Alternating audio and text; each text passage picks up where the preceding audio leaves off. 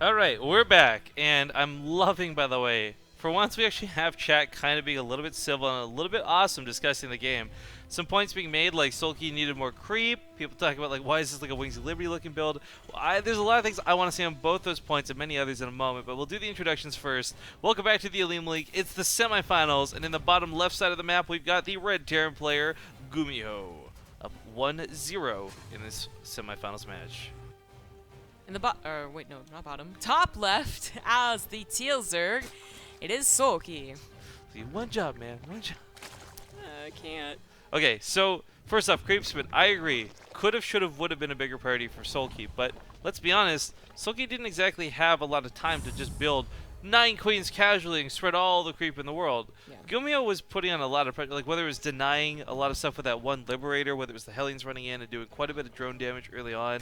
I mean, we talked about the larva missing out because the queens were not able to inject. They're chasing down Liberators, so they certainly didn't have time to put down creep tumors.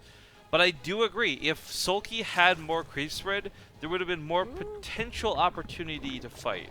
Now, GuMiho most likely would have cleaned this up before pushing, and I don't think he would have been too big of a noob about it, but I agree with a lot of what was said in chat about creep. 100% wish Soulkey had more, but I don't think he viably could have had more. Again, going back to the point that if it was Heart of the Swarm, all of that consistent damage and harassment would have been fine too, but I still think that Soulkey, especially Soulkey in Heart of the Swarm, he was very good at it, would have been able to overcome that. Legacy of the Void, not so much. All of that, you know, just the denial on the queens and a couple of the workers going down, just makes it so like Ling Bling Yudo actually apparently cannot work. It's so questionable to see it in the first place, but added on all of the stuff that GuMiho did very well, in fact. Like, he did play a very good TvZ, but it was also Soulkey's questionable choice to start off that game, start off the series with a composition like that.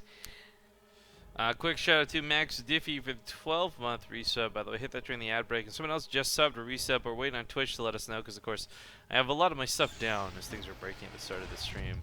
If you are, of course, sub for 12 months, send me a message on Twitch so we can get you the form to fill out for your Partoof coin.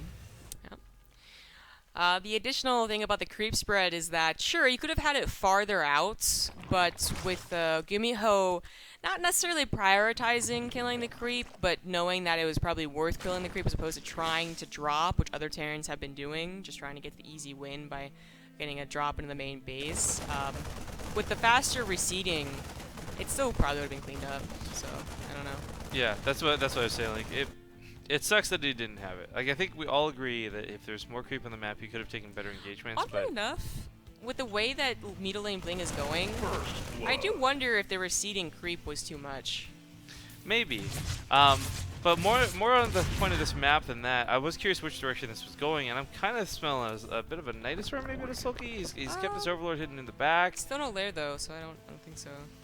I was only going to say this because I expected him to take this map because he was either going to Roach Ravager push or Bailing Zergling all in or something. I mean, you pick Leerlac Crest as a Zerg player because you know that the Terran's natural is hard to defend, on top of the fact that the third base is going to be really terrible to take no matter where you take it. What has GuMiho or Soulkey seen?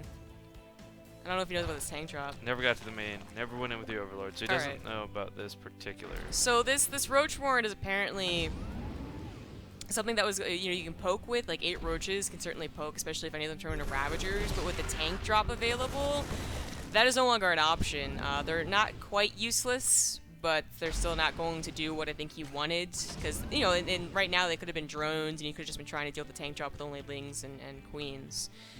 But, I don't know. I guess if the tank is too busy on the other side of the map, and he does attack, then the tank is in the wrong position, and that could still be an option. Because Soulkey, he's still dedicating to an attack. He's still making a lot more Lings, and they are going across the map, so I think that's exactly what he intends, and that's just too bad for GuMiho. GuMiho should have the tank on the heels of all of these roaches, dealing so much extra damage and making this so not worth for Soulkey, but instead it's doing useless damage on the other side of the map. Well, the Ravager's going to be able to try and bust that bunker if they just put all the shots on it right away. Still goes down either way. And you're right, the tank's probably just in the wrong spot. The medevac has to boost home and abandon the tank. I don't know why, but it does. Ravagers now just getting and going ham on the SCVs. Oh GuMiho my god.